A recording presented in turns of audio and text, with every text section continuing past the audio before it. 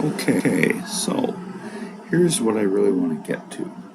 That if you look at history through kind of a wide angle lens, not through a 24-hour news cycle lens, but through a long term, big picture way of looking at it. From Isaac Newton to the Trinity explosion, there's a process. There's scientific materialism wins. Okay? And also, and let me not pull any punches or sugarcoat anything, European colonialism wins. Okay? After the Trinity explosion, things start to change. Not drastically or radically, but slowly, but in a very measurable way. And the problems of science and technology become more obvious.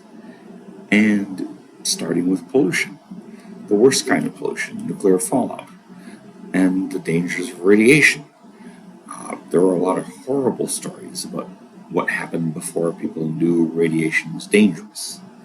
And the radium girls who worked on a factory that made glow-in-the-dark watches, and they'd casually put some uranium on their faces as makeup.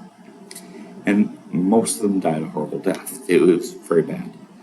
And there's just so many stories of how people didn't know radiation was dangerous, and they died.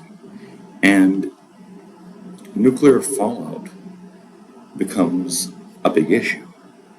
But you also see something else after World War II. All of the European empires collapse. Every single one. The French used to dominate Indochina and Africa, and they collapse. The British Empire collapses. The Portuguese used to have colonies, and that dies after World War II. And obviously after the Trinity explosion. It is as though some policy decisions were made at the highest possible levels. And again, I don't ask anybody to believe any of this, but just entertain the idea that if there were beings a higher level above us running the world behind the scenes, it seems as though they made some changes directly after the atomic bomb. Suddenly, science doesn't win all the time. It's not the answer to everything. And technology kind of stagnates. And you also see a very fascinating phenomena. You see the resurrection of indigenous nations all over the world. And that literally all over the world. Whether it be African countries becoming independent, whether it be Asian countries becoming independent, whether it be Native American tribes becoming very much more recognized and acknowledged, you see a surge in people who are not European colonialists coming back into power and relevance and self-determination. I am going to posit that's not an accident. That seems to be a policy decision that was made by somebody at some level. And I don't mean humans. I'm not alleging a conspiracy theory. I'm going above that and saying that whomsoever they are, the secret chiefs or the ascended masters or whatever you want to, the archangels, the archdemons, whatever you want to call them, seemed to make a decision that after the Trinity bomb, things are going to be different. And you see the rise of environmentalism. I mean, a concept that literally did not exist in any really significant way previously. Teddy Roosevelt made national parks, but the idea that we have to control pollution because it might kill everybody, that wasn't around. And then suddenly it is around. And nuclear disarmament. And the whole concept that maybe science and technology have gone too far, suddenly, and the whole Gaia idea, all of these things start to emerge.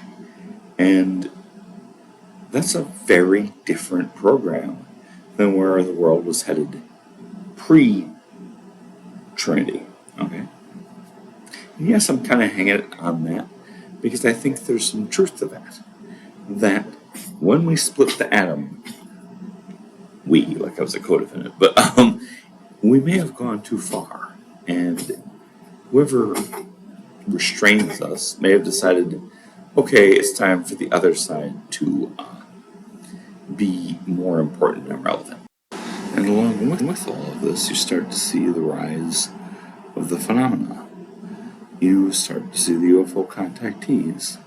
You start to see just people having more experiences.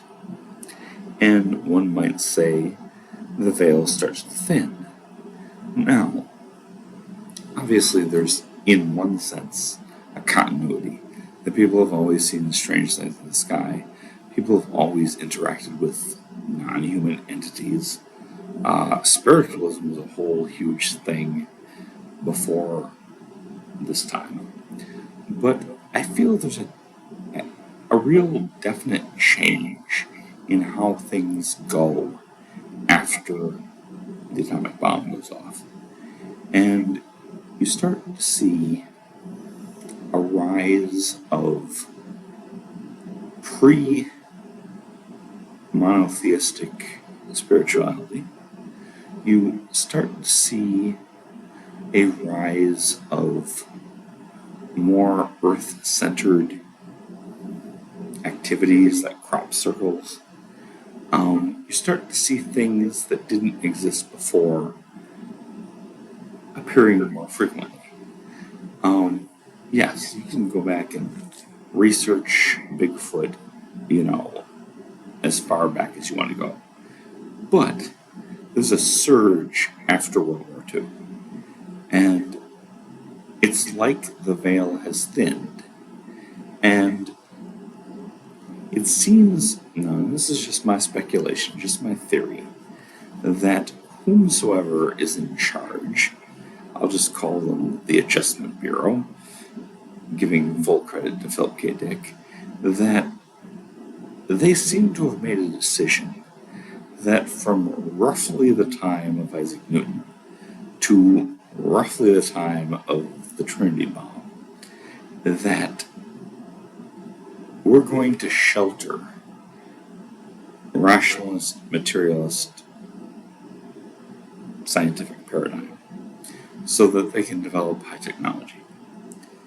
But now they've gone far enough, and we're going to start to open the veil. And again, these things don't happen instantly at all. You have to look at it as a very slow motion, like camera. The vision has to be gradual. Everything that happens, happens gradually. But it does happen. And the New Age develops, and people begin to abandon the monotheistic religions.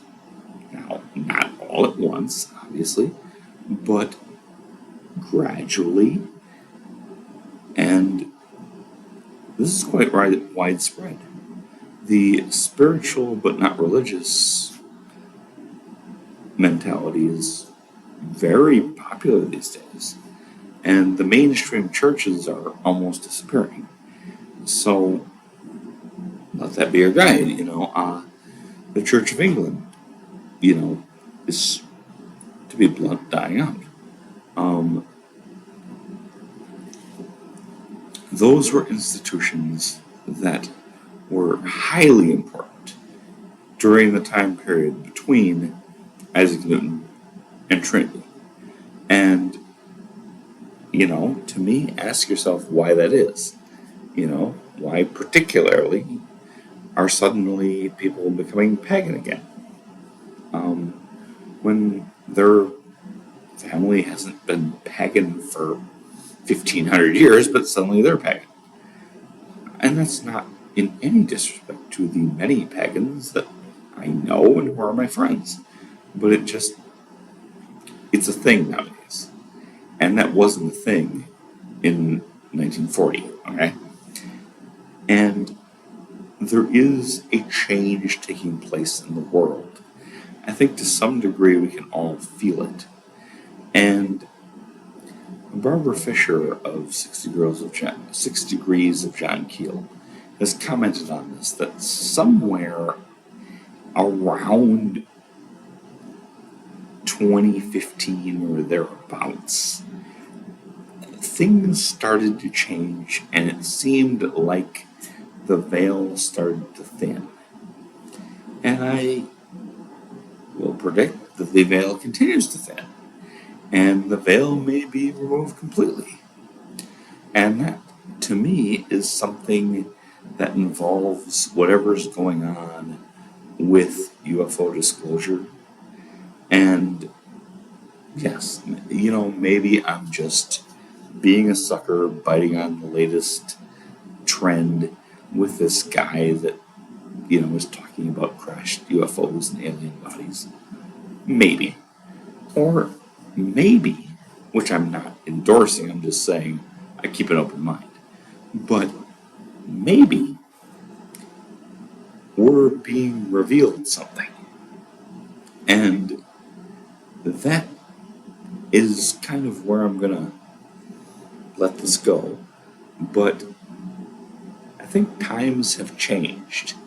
And they've changed probably like 80 years ago. But the effects are being felt now. That consensus reality is going to change. And maybe it's going to change back to what it was in medieval and pre-medieval times. And maybe people really saw all those things. Maybe this stuff actually happened. Maybe people weren't just more gullible and more ignorant in the past. Maybe the phenomena was just more pronounced and more out there. And like a centaur might run up next to you. And that might happen, And then for some reason, that stopped happening. But maybe it's going to start happening again. And make of that what you will. But that's kind of how I see the world right now. In any event, thank you very much for listening. This has been The Weird Part. I am your host, Vincent Trudeau. Thank you, and good night.